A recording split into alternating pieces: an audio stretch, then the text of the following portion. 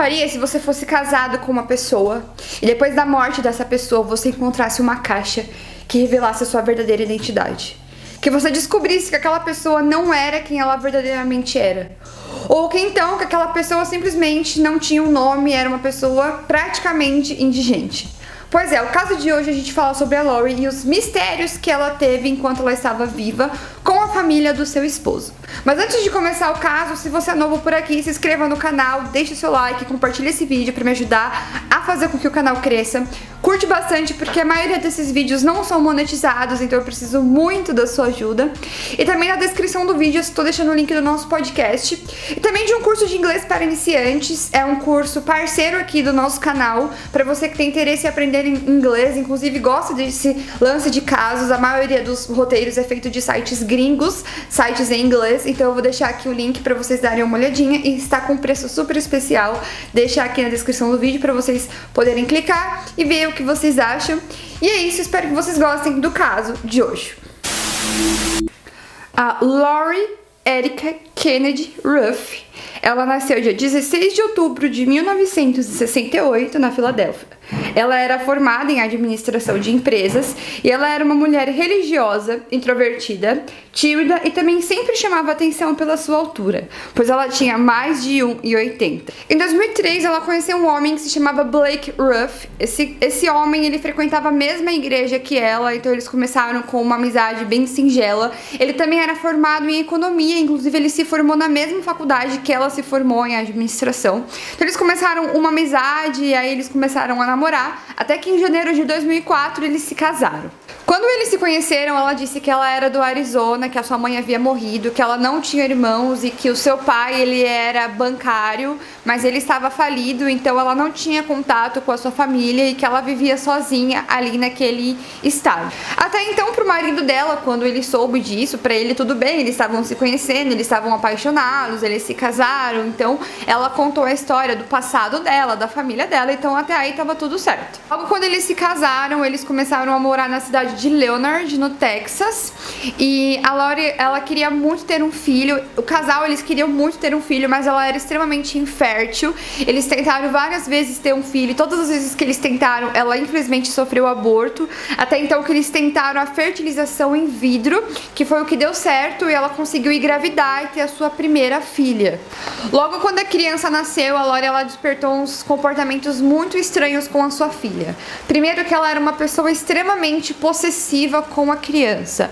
Ela não deixava ninguém encostar na criança, quase o próprio pai, ela queria manter distância da própria filha.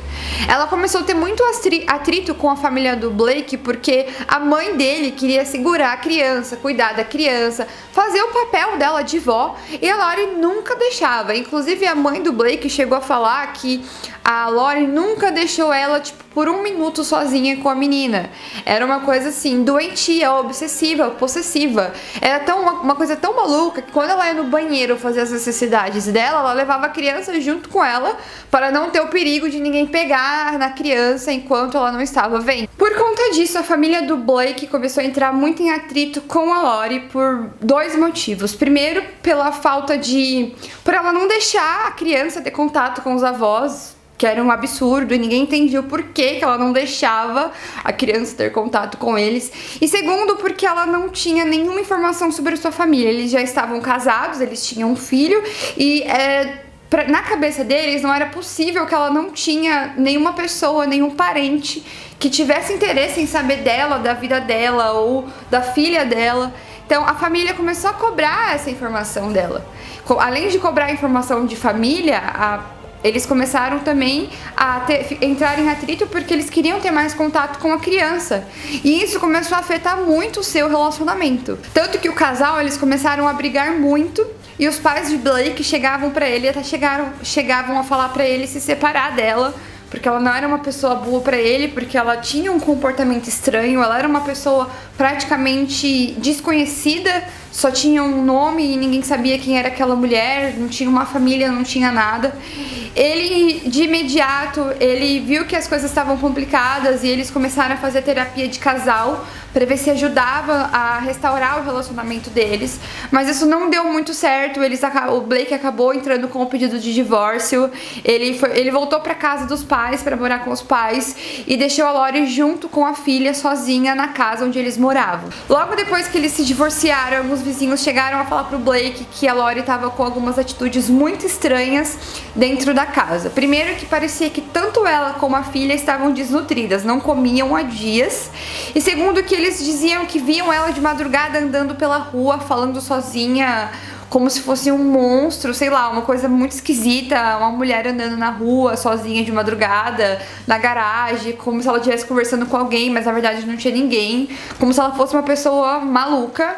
E também ela começou a mandar e-mail para a família do Blake e para o Blake, xingando eles, falando um monte de coisa ruim, assediando de forma negativa a família. Ela começou a fazer ameaças com o Blake, dizendo que não iria mais deixar ele ver a própria filha. Inclusive ela conseguiu uma forma de conseguir as chaves da casa dos pais do Blake, que era onde ele morava, e a família ficou com muito medo dela, das atitudes dela, do que ela estava fazendo, da forma como a sanidade mental dela estava naquele momento, que eles chegaram até a abrir uma medida restritiva na justiça contra ela para que ela pudesse ficar longe deles. No dia 24 de dezembro de 2010, o corpo de Lori foi encontrado em seu carro na garagem dos Ruffs. Ela se matou com um tiro auto-infligido. No carro havia 2 bilhetes de suicídio.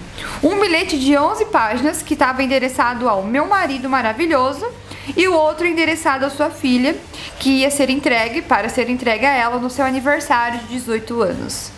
Os Ruffs abriram e leram a carta, mas ela continha apenas divagações de uma pessoa claramente perturbada e nenhum detalhe sobre a sua vida, sua família ou seu passado. Você deve estar curioso para saber sobre o passado dessa mulher e o que ela fez, pois agora a gente vai entrar na parte do vídeo onde a gente vai falar um pouco sobre isso. Depois do funeral da Lori, a família do Blake decidiu ir até a casa dela, pra tentar descobrir alguma coisa, ver se achava alguma coisa, se tinha alguma coisa lá na casa que eles iam precisar guardar, ou as coisas da própria neta, da filha, Então eles foram até a casa dela. Quando eles chegaram lá, a casa era uma bagunça total, muito nojento, pilhas de lixo por toda a casa, roupa suja, muita bagunça. Então era um ambiente que não era cuidado, ela era uma pessoa negligente, ela tava com um problema muito sério da cabeça para ela poder deixar a casa dela basicamente um lixo.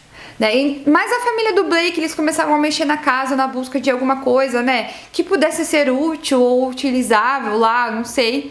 Até que eles encontraram uma caixa lacrada e fechada dentro do seu guarda-roupa.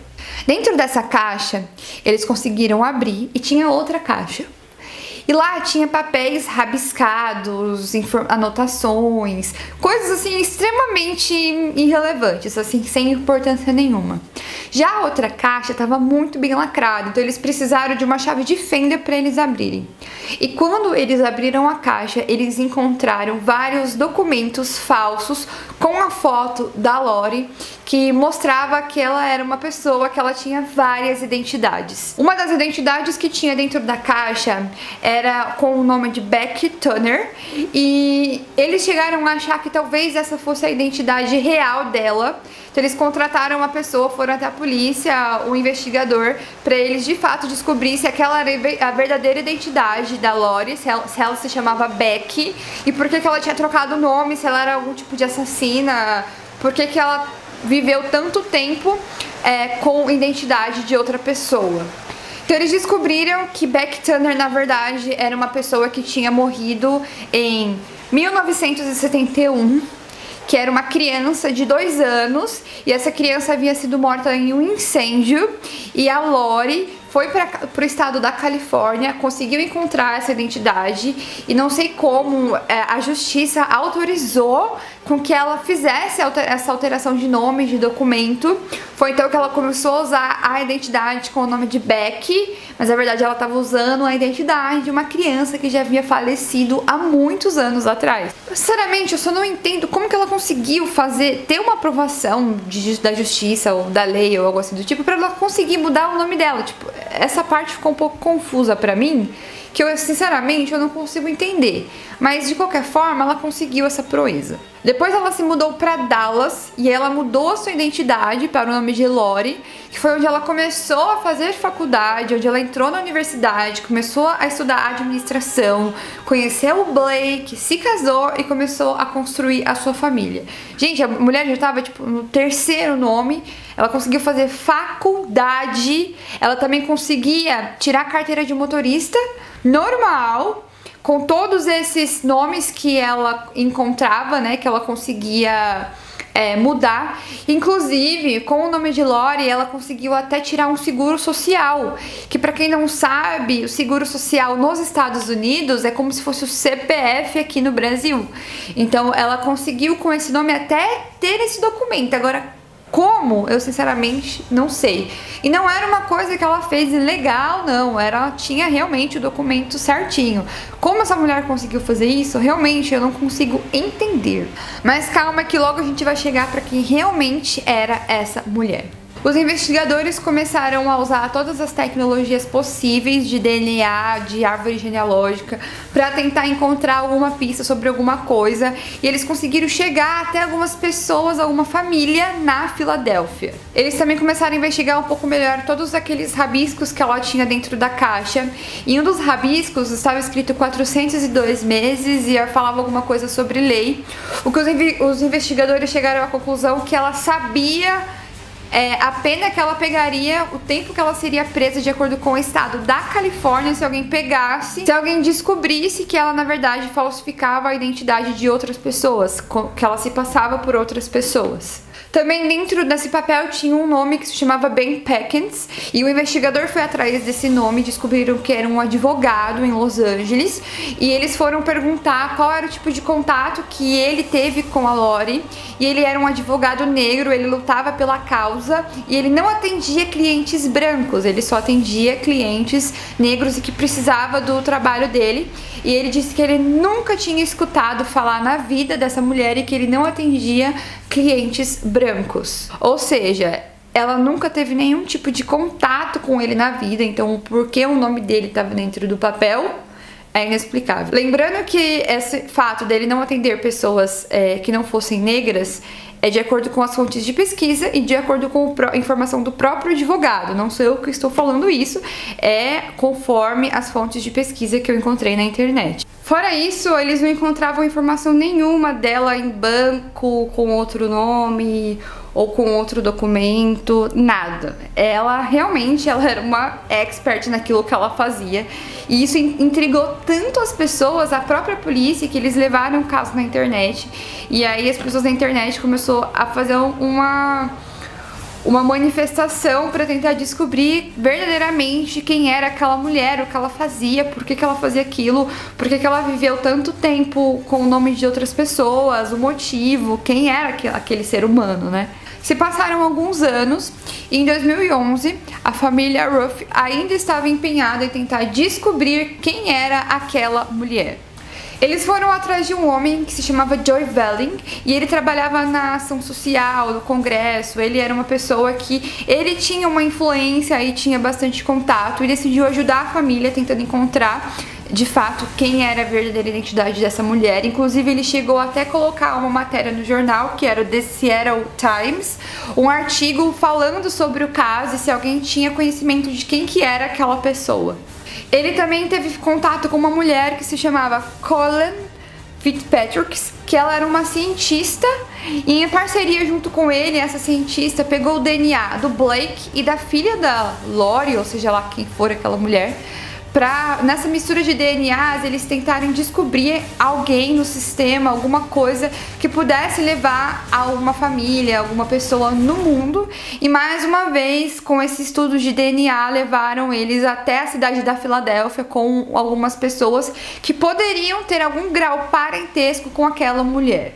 Todos foram para a cidade da Filadélfia e eles encontraram com um homem que poderia ser primo dessa mulher que até então era conhecida como Lori.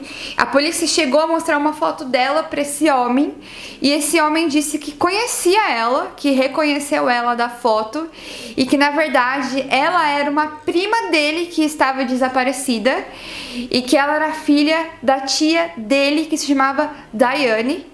Então a polícia foi até essa mulher que se chamava Diane e assim que mostrou a foto dessa Lori para essa mulher que se chamava Diane, imediatamente a mulher reconheceu a foto como a sua filha. A sua verdadeira identidade, na verdade, era Kimberly McLann, uma adolescente que fugiu de casa de sua mãe na Pensilvânia em 1986. A sua mãe, ela se casou com outro homem após se divorciar do pai de Kimberly, mas a jovem nunca se adaptou à nova vida. Ela fugiu de casa aos 18 anos pedindo que sua mãe nunca fosse atrás dela. A mãe dela, na época, já estava com 80 anos. Ela também fez o teste de DNA que confirmou a sua relação com a Lori, ou melhor, Kimberly. A garota estava desaparecida e sua mãe chegou a tentar encontrá-la e até que achou que estava morta, pois ela usava outras identidades. E de fato, naquele momento, assim que a família descobriu o que aconteceu, a mesma estava morta. Ela era uma pessoa desaparecida para a família, mas não tinha como a família descobrir nada sobre ela porque ela simplesmente usava de forma perfeita a identidade de outras pessoas. Conforme foi passando o tempo, de acordo com algumas fontes de pesquisa, toda essa vida de mentira, essa falsa identidade fez com que ela fosse perdendo a sanidade mental dela, a ponto dela entrar numa depressão extremamente profunda. Não existe uma explicação pela possessão absurda pela sua filha, tanto porque nos seus últimos dias antes dela se suicidar, ela estava negligenciando demais a sua vida com a sua família dentro da sua casa, apenas que ela poderia estar com uma depressão muito profunda diante ao seu contexto de vida de tantos anos, desde os 18 anos, vivendo por aí, se passando a ser outra pessoa. Ela ficou por muitos anos usando a identidade de outras pessoas, pessoas mortas, e por aí foi, ela conseguiu estudar, trabalhar, fazer todas as coisas usando o nome de pessoas que já morreram. Agora me fala, como que essa mulher conseguiu, com tanta proeza, com tanta perfeição, falsificar documento e nunca ninguém desconfiar de absolutamente nada? Isso é uma coisa que gera um ponto de interrogação na minha cabeça, mas o X da questão é que ela ficou casada por muitos anos com uma pessoa, dizendo que era alguém e na verdade não era. O que você faria nessa situação se você descobrisse, depois que uma pessoa querida morreu, que aquela pessoa não era quem dizia ser? Realmente é uma história bem bizarra e eu achei extremamente interessante trazer aqui pro canal. Se você gostou desse vídeo, esse foi o caso de hoje. Deixe aqui nos comentários pra mim o que você achou, se você já conhecia essa história, se você já conhecia esse caso, se você conhece alguma história parecida, deixe aqui pra mim nos comentários, me conta tudo, não me esconda nada. E não esqueça dos links aqui na descrição do vídeo, as nossas redes sociais, o podcast, o curso em parceria, tá tudo aqui na descrição do vídeo também. E espero que vocês tenham gostado do caso de hoje. Muito obrigada por assistirem esse vídeo. Um beijo pra vocês. E até o próximo vídeo. Tchau!